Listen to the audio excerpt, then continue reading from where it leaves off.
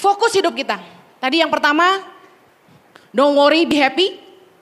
Yang kedua, tadi firman Tuhan berkata dalam 1 Korintus 7 ayat 34, para jomblo harusnya memusatkan perhatiannya bagaimana Tuhan berkenan kepadanya. Pakai masa single ini bukan untuk mengkhawatirkan kapan kawin, tapi fokuskan dirimu untuk mengejar apa yang jadi kehendak Tuhan buat kamu.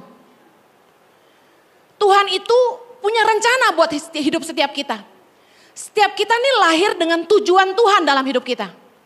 Saya agak menyesali baru di usia 28 saya sungguh-sungguh mengejar kehendak Tuhan. Saya pernah khotbah tentang menemukan tujuan hidup atau menghidupi ide Tuhan.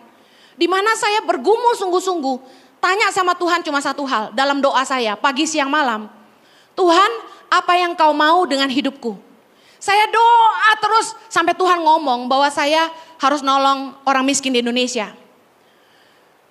Bayangkan kalau saya bisa menemukan itu ketika saya masih single. Ketika saya belum nikah dan ketika saya belum punya anak. Pastinya saya yakin saya akan lari lebih cepat. Saya akan mengerjakan jauh lebih banyak. Karena belum ada beban dan belum ada tanggung jawab yang memberati di rumah. Saya tidak bilang saya menyesali hidup saya hari ini. Saya sangat bersyukur buat hidup saya. Saya percaya bahwa segala sesuatu indah pada waktunya. Tapi saya mau buka pemikiran kalian. Kalian hari ini ada di posisi di mana saya sudah tidak bisa kembali. Bayangkan kalian di posisi saya dan kalian masih punya kesempatan itu. Bisa ngerti maksud saya? Jangan doa pagi siang malam tanya, Tuhan siapa pasangan hidup saya? Saya mau bilang gini, kejar perkenanan Tuhan. Karena orang yang hidupnya dikenan Tuhan itu selalu disertai dan apa saja yang dia perbuat pasti berhasil. Kejar perkenanan Tuhan, karena kalau kamu tuh nyenengin hati Tuhan, apa sih yang Tuhan gak kasih? Yang ketiga, fokus hidupmu.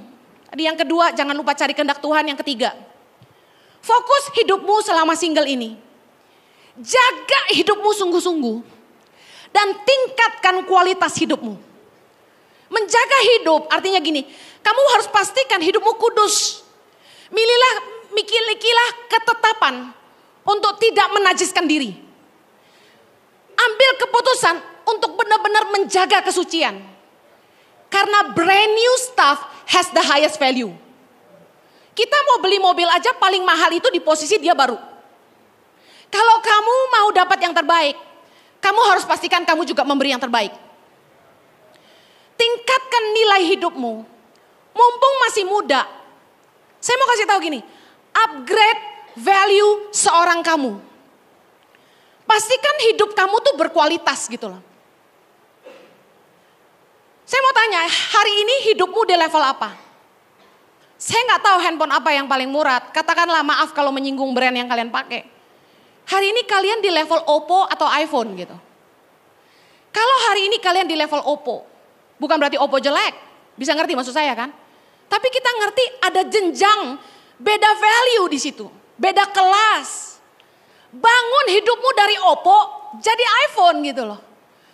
Kalau kamu mau hidupmu berkualitas, pastikan kamu pakai waktu-waktumu di masa-masa single ini untuk bekerja sungguh-sungguh, bangun karirmu, pertajam potensimu. Seriuslah kerja mumpung gak ada yang ngangenin di rumah. Bangun usaha rintis dari nol. Dengar, bisnis itu resiko tinggi. High risk, high return. Tapi kalau kamu masih jomblo, apa yang kamu takutin? Take the risk, ambil resiko, bangun usaha. Kalaupun harus habis, kamu gak ada tanggungan. Kamu tanggung jawab sendiri. Beda dengan orang yang sudah menikah, bangun usaha mikir 2 kali. Kalau sampai ngabisin duit yang ada keluarga yang harus dikasih makan. Bisa ngerti maksud saya? Justru mumpung kamu masih single, kamu bisa habis-habisan. Bangun bisnis, seriuslah, habis-habisan investasi waktu, pemikiran, tenagamu untuk bangun semua potensi yang ada di hidupmu. Kamu gak perlu takut resiko apapun, karena usahamu kamu tanggung jawab sendiri. Kamu gak membebani siapapun. Come on, take risk anak muda. Poin lain yang saya mau tekankan tentang menjaga dan meningkatkan kualitas hidup, saya mau kasih tahu gini. Ketika kamu cari kehendak Tuhan dalam hidupmu, dan kamu menghidupi kehendak Tuhan. Tanda orang yang menghidupi kehendak Tuhan, itu apa saja yang dia sentuh, itu berkembang. Karena prinsip kerajaan sorga itu seperti biji sesawi. Jadi besar, seperti ragi. Apapun yang dimulai dari kecil pasti mengembang. Itu prinsip kerajaan Tuhan. Kalau kamu menghidupi rencana Tuhan dalam hidupmu, hidupmu akan terus naik, katakan amin. Dan ketika kamu meningkatkan kualitas hidupmu, otomatis ada yang ikut naik. Apa itu? Lingkaran di sekitarmu. Firman Tuhan berkata dalam Amsal 22 ayat 29. Pernahkah engkau melihat orang yang cakap dalam pekerjaannya? Di hadapan raja-raja, ia akan berdiri, bukan di hadapan orang-orang yang hina. Lingkaran di sekitar kita, pertemanan kita, koneksi kita, itu tergantung dari posisi di mana kita hari ini. Ketika saya belum bangun tangan pengharapan, gak ada yang kenal saya. Lingkaran saya cuma teman-teman SMA, teman-teman kuliah, keluarga.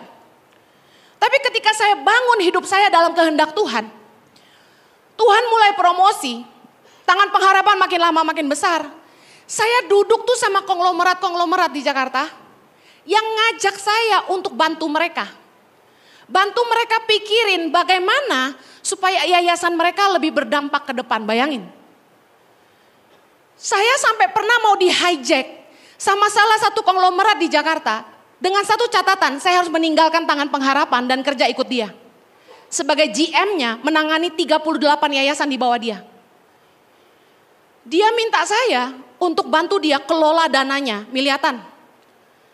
Saya dipercayakan bangun proyek rumah sakit waktu itu di Jakarta.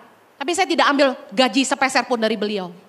Tapi yang saya sadari, ketika Tuhan mulai pakai hidup saya, menggenapi kehendaknya dalam hidup saya duduk di lingkaran yang berbeda.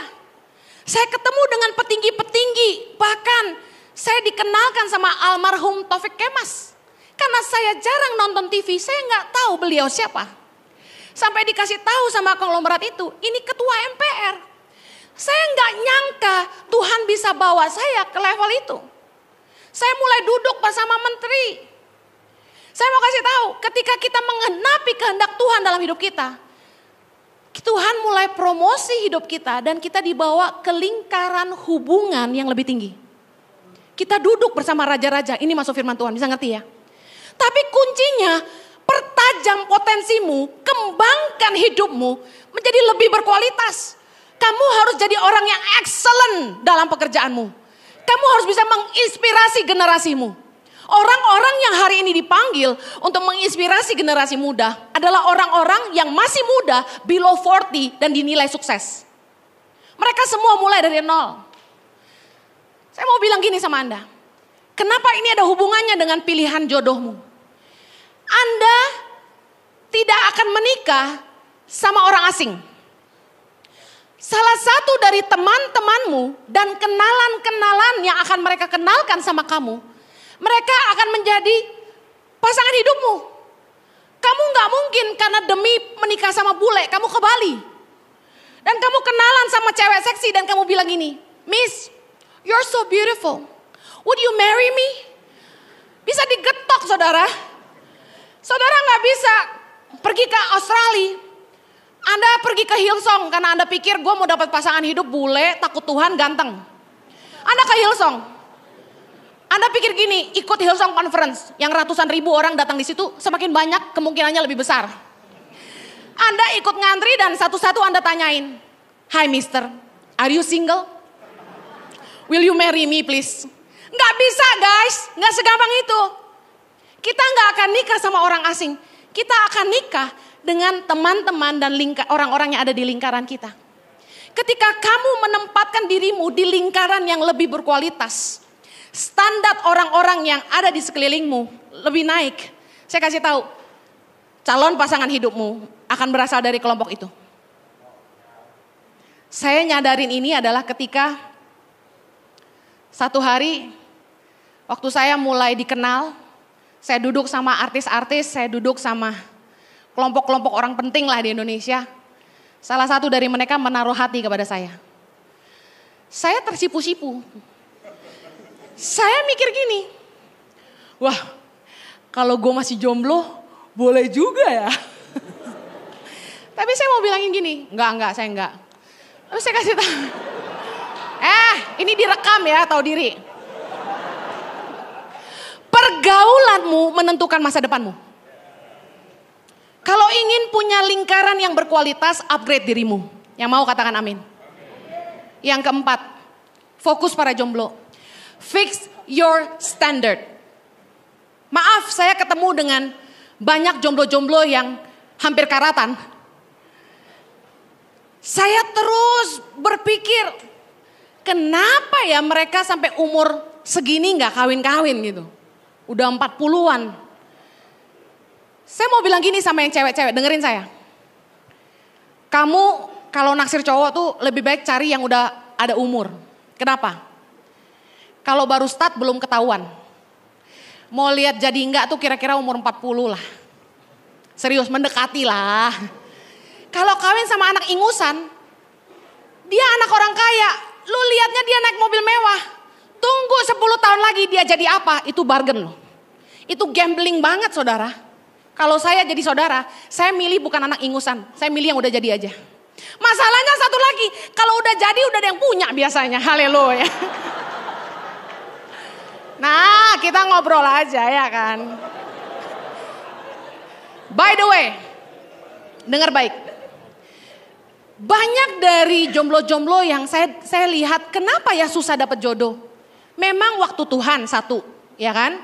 Bisa juga bukan kehendak Tuhan dia nikah, cuma dia gak mau terima aja. Bisa jadi satu lagi gini, dia terlalu picky, pemilih. Kita harus milih, ya dong.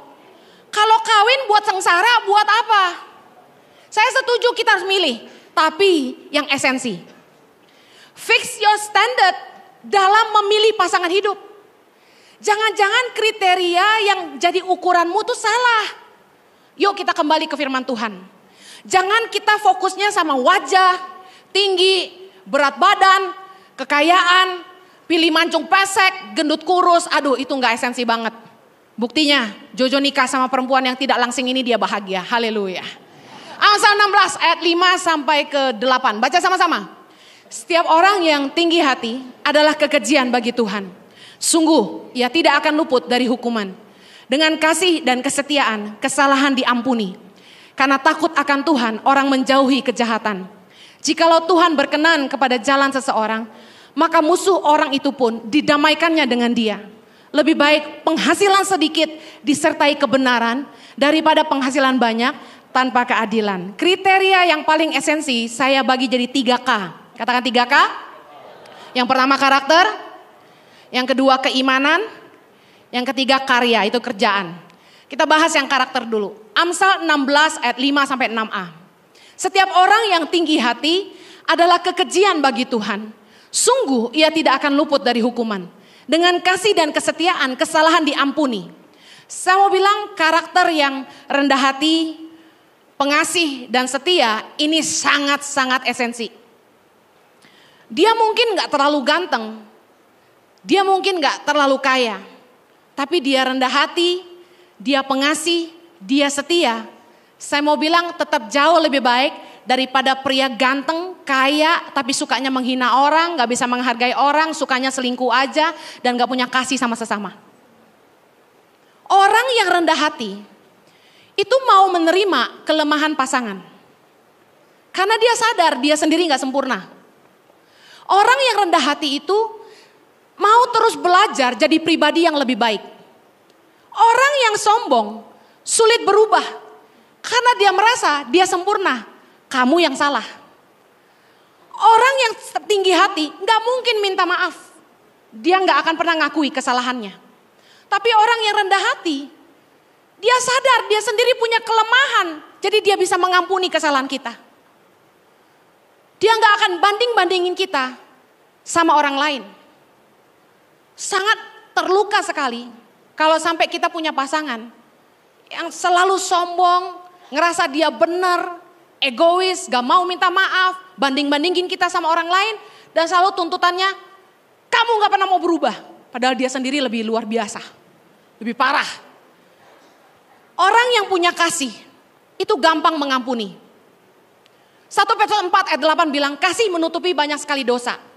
Aduh, saya tuh kalau dalam hubungan sama Jojo, saya tuh banyak banget salahnya, udah gak terhitung deh. Percaya kan? Tapi dia tuh baik banget. Kasih itu benar-benar menutupi banyak sekali dosa. Dan yang luar biasanya gini, Jojo tuh gak pernah ngungkit-ngungkit masa lalu saya. Tahu gak paling tersiksa kalau kita punya pasangan yang selalu mengingatkan kita sama kesalahan kita di masa lalu. Hidup kita akan sulit maju. Amsal 16 ayat 6 bilang gini, dengan kasih dan kesetiaan kesalahan diampuni. Nah, saya mau bahas soal orang-orang yang setia. Pasangan kita tuh setia gak setia, itu tuh teruji sejak kita dating sebenarnya. Sejak kita kenal sama dia. Kalau dia udah bolak-balik selingkuh, maaf saya harus bilang gini, kamu harus be real, cinta tuh gak buta. Kalau dia masih pacaran aja gak setia, bolak-balik selingkuh. Saya yakin emang udah sifatnya begitu. Karakter yang seperti ini sulit berubah. Orang yang setia itu, dia mau menghadapi tantangan sebesar apapun, dia gak akan nyerah sama kamu. Punya mertua yang killer, mesti pacaran jarak jauh, bayar tiket Surabaya Bandung, Jakarta Bandung, gak masalah. Amerika Jakarta, gak masalah. Saya kasih tahu, orang tuh kalau bener-bener cinta sama kita, teruji harga bayarnya. Ada cowok naksir saya dulu, dia interlokal saya dari, saya nggak mau sebut kota ya, ke Jakarta, ke Australia. Tagihan teleponnya sampai 7 juta sebulan. Itu baru teruji, saya kasih tahu. Kalau yang anterin aku ya, Gojek aja, aduh, tinggal aja lah.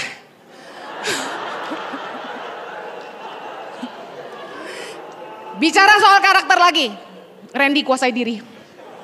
Amsal 20 ayat 3, terhormatlah seseorang jika ia menjauhi perbantahan. Tetapi setiap orang bodoh membiarkan amarahnya meledak. Pada musim dingin si pemalas tidak membajak. Jikalau ia mencari pada musim menuai, maka tidak ada apa-apa. Sejak dating, buka mata lebar-lebar, lihat pasanganmu. Kalau dari pacaran aja dia udah kasar sama kamu, gak bisa menghargai kamu, jangan teruskan. Saya mau bilang karakter kasar ini ngikut sampai kawin, sampai kapanpun juga. Apalagi orang yang sok jagoan sukanya berantem sama orang. Aduh capek deh. Saya punya teman, suaminya orang kaya, orang terhormat. Tapi berantemnya sama tukang parkir, aduh gak level banget. Dan lihat baik, karakter pemalas. Aduh, kalau kamu gak mau masa depanmu susah, anak-anakmu susah, jangan pacaran sama pengangguran, jangan nikah sama orang malas. Orang yang pemalas dikasih modal berapa aja pasti habis semuanya. Jangan pernah nikah sama orang malas. Jangan pernah. Yang kedua, tadi soal karakter, sekedar menegaskan. Yang kedua, kriteria yang esensi, yang kedua keimanan. Karena takut akan Tuhan, orang menjauhi kejahatan. Kita suka bilang gini, cari pasangan hidup yang takut akan Tuhan. Yang takut akan Tuhan tuh kayak gimana? Yang pelayanan, enggak jaminan. Yang melayani di gereja, enggak jaminan takut Tuhan. Tapi kata firman Tuhan, orang yang takut akan Tuhan, Amsal 16 ayat 6b, karena takut akan Tuhan, orang menjauhi kejahatan. Artinya gini, orang yang takut sama Tuhan itu, dia sadar Tuhan banget. Dia enggak akan berbuat jahat sama orang lain. Dia gak berbuat jahat sesamanya. Nah, orang nih kalau waktu lagi naksir sama kita, dia pasti baik banget. Kenali sifat aslinya, diuji ketika kapan? Ketika orang ini menghadapi tekanan, ketika dia disakiti orang lain, dan sikapnya terhadap orang-orang lemah. Lihat sikap aslinya. Kalau dia balas kejahatan dengan kejahatan, dia gak baik. Ketika kita memilih pasangan hidup, dengar baik. Kriteria takut akan Tuhan, ini adalah orang yang hidup dalam kebenaran. Orang yang hidup dalam kebenaran itu seperti apa? Orang yang hidupnya selalu berpegang kepada firman Tuhan, katakan amin. Kenapa kita perlu memilih orang yang hidup benar, takut akan Tuhan, memegang firman? Karena ingat baik, waktu kamu nikah, kamu gak hanya bawa dirimu sendiri. Kamu akan melahirkan anak-anak. Berpikir begini, apakah orang ini layak jadi ayah buat anak-anak saya? Apakah orang ini layak jadi ibu buat anak-anak saya? Amsal 20 ayat 5 bilang gini. Rancangan di dalam hati manusia itu seperti air yang dalam. Tetapi orang yang pandai tahu menimbanya. Susah tahu hati orang. Ayat 6. Banyak orang menyebut diri baik hati. Tapi orang yang setia siapakah menemukannya? Ayat ke-7. Orang benar yang bersih kelakuannya. Berbahagialah keturunannya. Kamu mau keturunanmu berbahagia enggak? Cari pasangan hidup yang hidupnya benar. Katakan amin. Bicara lagi soal keimanan. Saya percaya orang yang hidupnya berkenan kepada Allah. Musuh orang itu pun diperdamaikan dengan dia. Orang yang hidupnya berkenan sama Tuhan tuh gak punya musuh. Saya lihat Jojo dari dulu, dari remaja sampai sekarang. Dia gak pernah punya musuh. Terlepas dari mungkin ada orang-orang yang gak suka sama dia. Tapi dia gak pernah punya musuh. Sama orang yang muda, lebih muda, sama orang yang seumuran, sama orang yang lebih tua. Jojo punya hubungan yang baik dengan semua orang. Masuk akal banget. Yesus itu semakin bertambah besar, dia semakin bertambah hikmat, semakin besarnya dan makin dikasih oleh Allah dan manusia. Orang yang hidupnya berkenan sama Tuhan dikenali dengan mudah. Dia punya hubungan yang baik dengan semua orang. Amin. Pertanyaan sekarang soal iman. Perlu seiman gak Kak Heni? Harus. Amos 3 ayat 3. Berjalankah dua orang bersama-sama jika mereka belum berjanji? Kalau mau nikah, saya katakan begini, harus sepakat. Mau ikut iman istri atau iman suami? Karena yang akan jadi korban ke depan adalah anak-anak. Siapa mau ikut siapa? Mau dibesarkan dengan cara apa? Kasihan loh, anak-anak tuh jadi bingung. Kata mamanya, jangan ikut ke gereja. Kata bapaknya, jangan ikut sembahyang. Kan bingung. Secara undang-undang pun dilarang beda agama. Itu udah dilarang. Bahkan ketika mau minta restu sama orang tua, beda agama akan jadi masalah. Jadi sebaiknya disepakati dulu. Mau ikut agama siapa? Kalau soal agama aja nggak bisa sepakat, gimana soal lain-lainnya? Gimana mau cara besarin anak? Apa yang kita mau bangun ke depan sama-sama? Nggak bakal sepakat kalau soal iman aja nggak sepakat. Yang mengerti katakan amin. Yang ketiga, yang terakhir. Fokus pada 3K kriteria yang esensi. Yang ketiga adalah karya atau kerjaannya. Kalau kalian mau bangun hubungan sama orang, lihat kerjaannya gimana. Orang ini jujur nggak, rajin nggak, tanggung jawab nggak. Karena tadi firman Tuhan berkata dalam Amsal 16, dikatakan begini. Ayat 8, lebih baik penghasilan sedikit disertai kebenaran daripada penghasilan banyak tanpa keadilan. Saya mau kasih tahu, jangan pernah menilai orang di titik di mana dia baru mulai. Karena orang itu akan jadi seperti apa ke depannya, kamu gak pernah tahu. Tapi bagaimana kamu mengukur dia di titik dia mulai adalah seperti ini. Jujur gak dia? Tanggung jawab gak? Rajin gak? Kerja keras gak? Mau bayar harga gak? Karena orang-orang yang takut akan Tuhan, mau kerja keras, bisa dipercaya, bisa dipegang omongannya. Saya mau kasih tahu, mungkin dia mulai dari dompet tipis. Tapi dia akan disertai Tuhan dan dompetnya akan jadi tebal. Tapi orang yang mulai dengan dompet tebal, tanpa disertai takut akan Tuhan, dia uangnya banyak tapi suka nipu orang, suka bohongin orang, gak bisa dipercaya, makan uang orang, suka ngutang. Saya kasih tahu, dari dompet tebal, dia akan turun ke bawah jadi orang miskin. Anda gak bisa menilai kekayaan di titik awal. Seringkali kita milih orang tuh lihat yang berduit sama enggak. Jangan. Lihat dari bagaimana cara dia running kerjaannya. Lihat bagaimana dia bangun bisnisnya. Atas dasar kebenaran enggak? Atas takut akan Tuhan enggak? Kalau dia suka merampas apa yang bukan jadi miliknya, saya pastikan dia hidupnya gak benar. Lebih baik jangan sama dia meskipun dia kaya. Orang yang mulai dari kaya tapi gak benar, pasti bikin kamu sengsara. Dan gak ada jaminan untuk sustain ke depannya. Percuma kaya kalau gak punya karakter dan gak takut Tuhan. Kenapa? Orang yang cinta uang, saya kasih tahu ya. Kamu gak bakal jadi prioritas buat dia. Karena bagi dia uang lebih penting. Kamu gak akan dihargai. Malah bisa-bisa dipukulin.